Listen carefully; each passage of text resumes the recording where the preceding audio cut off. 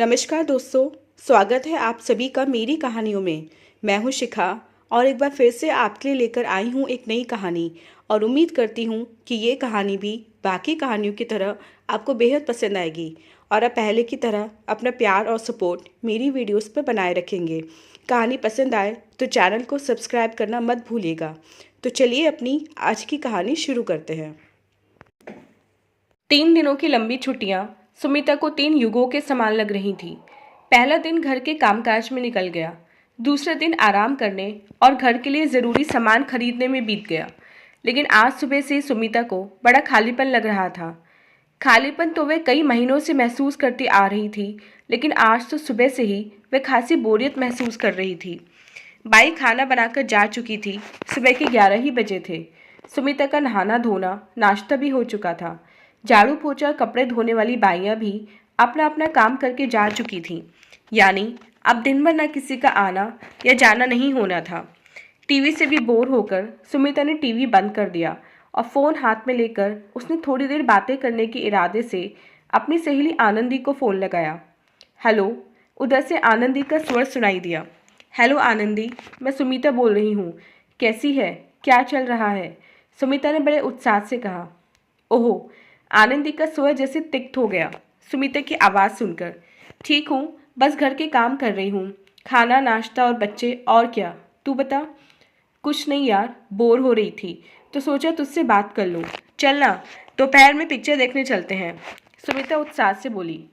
नहीं यार, आज रिंकू की तबीयत कुछ ठीक नहीं लग रही है, मैं नहीं जा पाऊँगी। चल अच्छा, फ़ोन रखती हूँ, मैं घर में ढेर सारे काम हैं। पिक्चर देखने का मन तो मेरा भी कर रहा है, पर क्या करूँ, पति और बच्चों के ढेर सारे काम और फरमाइशें होती हैं, कहकर आनंदी ने फ़ोन रख दिया। सुमिता ने उससे और कुछ नहीं कहा, लेकिन फ़ोन डिस्कनेक्ट होने से पहले सुमिता ने आनंदी की वह बात स्पष्ट रूप से सुन ली थी जो उसने शायद अपने पति से बोली होगी।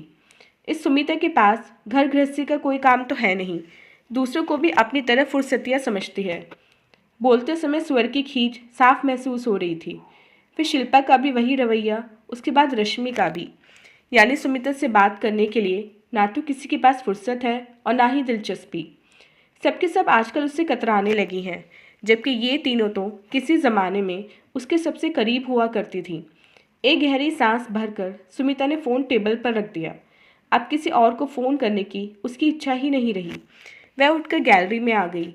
नीचे की लॉन में बिल्डिंग के बच्चे खेल रहे थे। न जाने क्यों उसके मन में एक हूक सी उठी और आंखें भर आईं। किसी के शब्द कानों में गूंजने लगे थे। तुम भी अपने माता पिता की इकलौती संतान हो सुमी, और मैं भी। हम दोनों ही अकेलेपन का दर्द समझते हैं। इसलिए मैंने तय किया है कि हम ढेर सारे बच्चे पैदा करेंगे, ताकि हमारे बच्चों को कभी अकेलापन महसूस न हो। समीर हंसते हुए अक्सर सुमिता को छेड़ता रहता था। बच्चों को अकेलापन का दर्द महसूस न हो के चिंता करने वाले समीर की खुद की ही जिंदगी को अकेला करके सूनेपन की गर्त में धकेल आई थी सुमी। लेकिन तब कहाँ सब सोच पाई थी कि एक दिन खुद इतनी अकेली होकर रह जाएगी। कितना गिड़गिड़ाया था समीर, आखिर तक कितनी विनती की थी उसने। प्लीज़ सुमी, मुझे इतनी बड़ी सज़ा मत दो।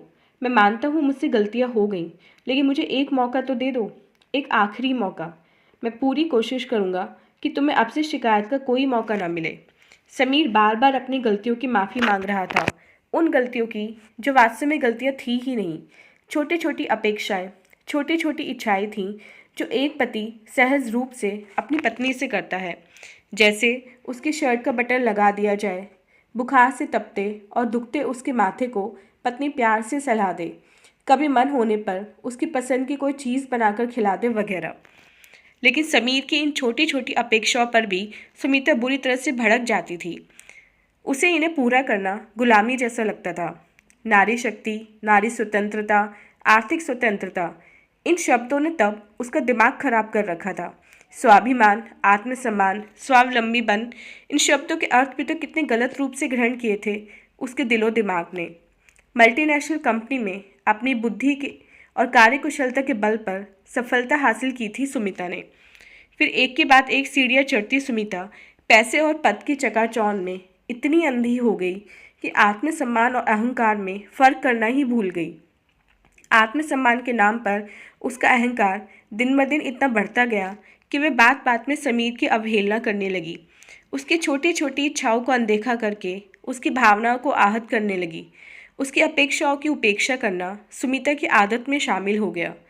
समीर चुपचाप उसकी सारी ज़्यादतियाँ बर्दाश्त करता रहा, लेकिन वह जितना ज़्यादा बर्दाश्त करता जा रहा था, उतना ही ज़्यादा सुमिता का अहंकार और क्रोध बढ़ता जा रहा था।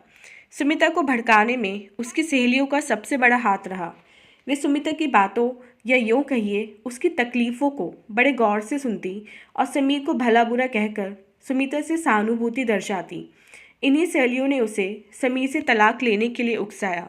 तब ये सहेलियाँ सुमिता की अपनी सबसे बड़ी हितचिंतक लगी थीं। ये सब दौड़ दौड़ कर सुमिता के दुखड़े सुनने चली आती थीं और उसके कान भरती थीं। तू क्यों करे उसके काम?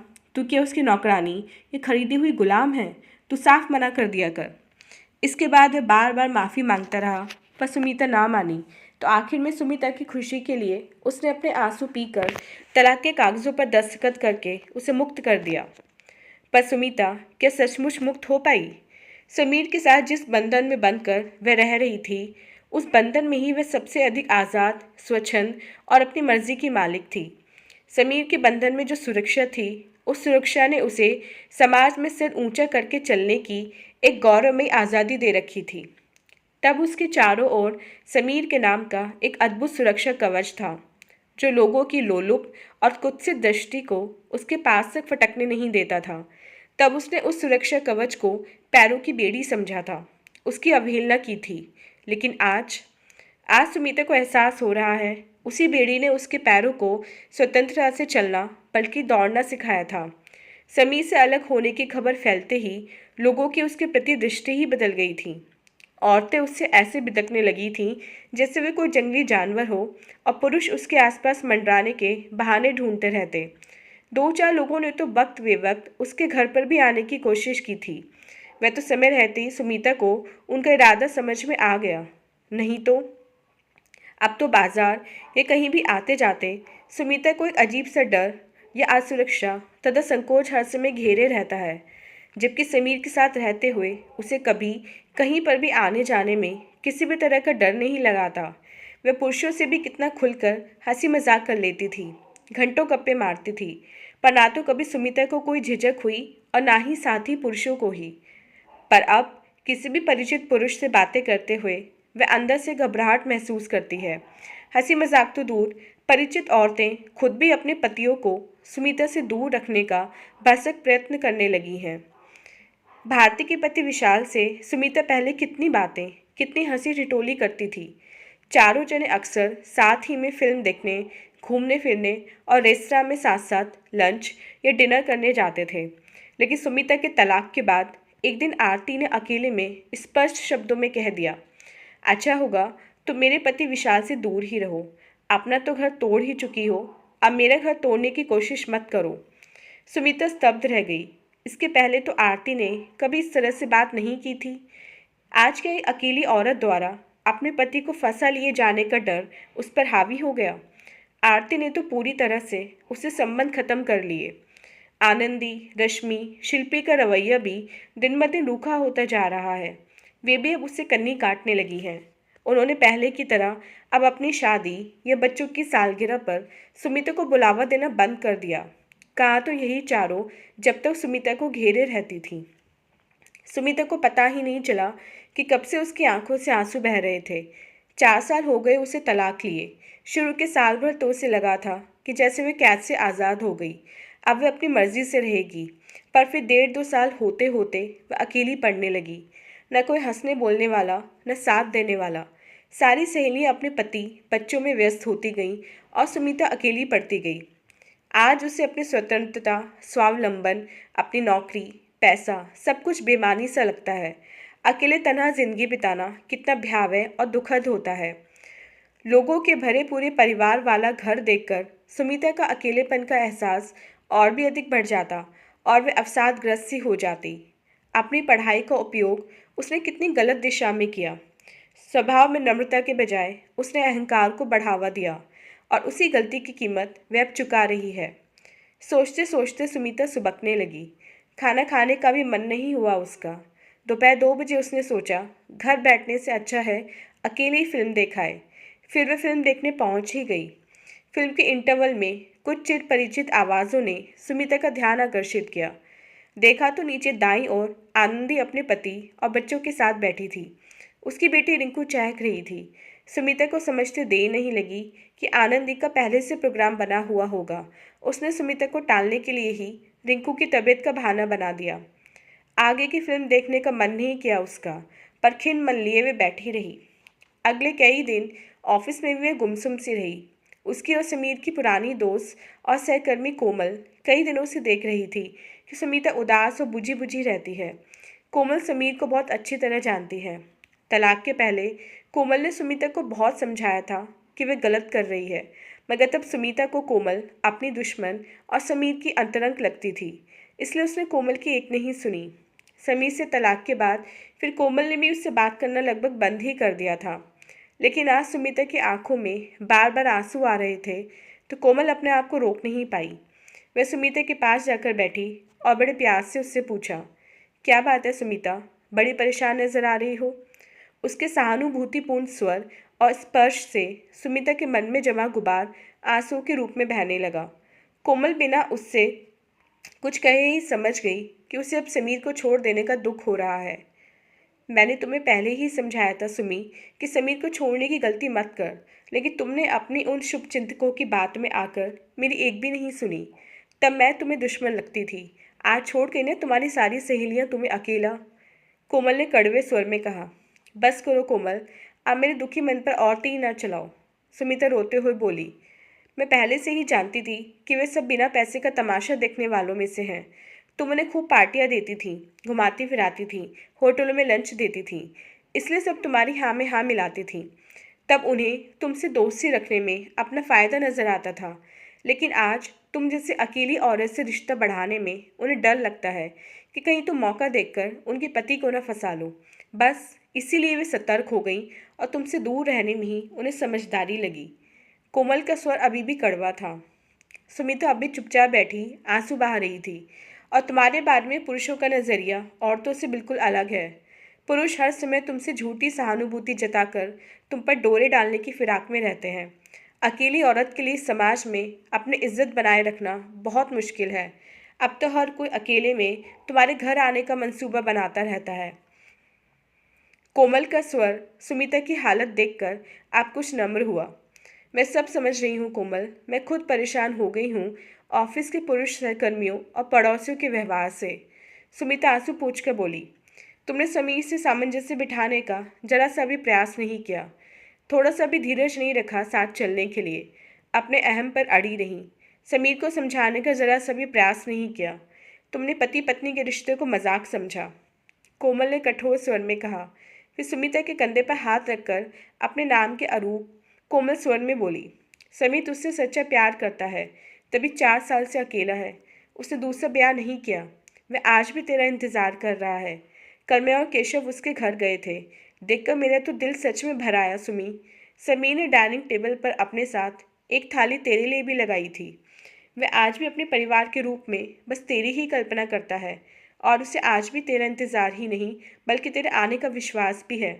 इससे पहले कि वह मजबूर होकर दूसरी शादी कर ले, उससे समझौता कर ले, वरना उम्र भर पछताती रहेगी। उसके प्यार को देख, छोटी मोटी बातों को नज़रअंदाज कर दे। हम ये गलती करते हैं कि प्यार को नज़रअंदाज करके छोटी मोटी गलतियों को पकड़कर बैठ जाते हैं और अपना रिश्ता, अपना घर तोड़ लेते हैं। पर ये नहीं सोचते कि घर के साथ साथ हम स्वयं भी टूट जाते हैं।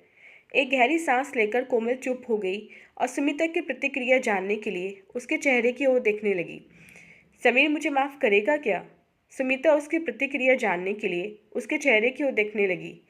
समीर के प्यार पर शक मत कर सुमी, तू सच बता, समीर के साथ गुजारे हुए 3 सालों में तू ज़्यादा खुश थी या उससे अलग होने के बाद के 4 सालों में तू ज़्यादा खुश रही है?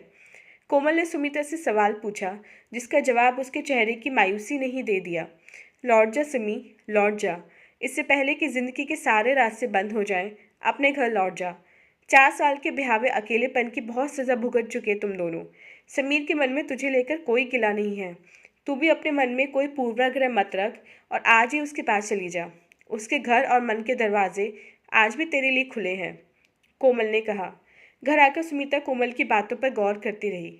सचमुच अपने अहम के कारण नारी शक्ति और स्वावलंबन के नाम पर इस अलगाव का दर्द भुगतने का कोई अर्थ नहीं है। जीवन की सार्थकता रिश्तों को जोड़ने में है, तोड़ने में नहीं। तलाक की बात उसे भलीभांति समझ में आ गया है। स्त्री की इज्जत घर और पति की सुरक्षा देने वाली बाहों के घेरे में ही है। फिर अचानक ही सुमी समीर की बाहों में जाने के लिए मचल उठी। समीर के घर का दरवाज़ा खुला हुआ था। समीर रात में अचानक ही उसे देखकर आश्चर्यचकित रह गया। सुमी बिना कुछ बोले उसके सीने से लग गई। समीर ने उसे कसकर अपने बाहुपाश में बांध लिया। दोनों देर तक आंसू बहाते रहे। मनों का मैल और 4 सालों की दूरियां आंसुओं से धुल गईं। बहुत देर बाद समीर ने सुमी को अलग करते हुए कहा, मेरी तो कल छुट्टी है, पर तुम्हें तो ऑफिस जाना है ना। चलो आप सो जाओ। मैंने नौकरी छोड़ दी है समीर, सुमी ने कहा। छोड़ दी है? पर क्यों? समीर ने आश्चर्य से पूछा। तुम्हारे ढेर सारे बच्चों की परवरिश करने की खातिर, सुमी ने शर्माते हुए कहा। तो समीर हंस पड़ा। फिर दोनों एक दूसरे की बाहों में खोए हुए अपने कमरे की ओर चल पड़े। दोस्तों, ये थी हमारी आज की कहानी। उम्मीद करते हुए कहानी आपको पसंद आई होगी। मिलते हैं अपनी नेक्स्ट वीडियो में इससे नेक्स्ट कहानी के साथ। तब तक के लिए आज्ञा दीजिए। धन्यवाद।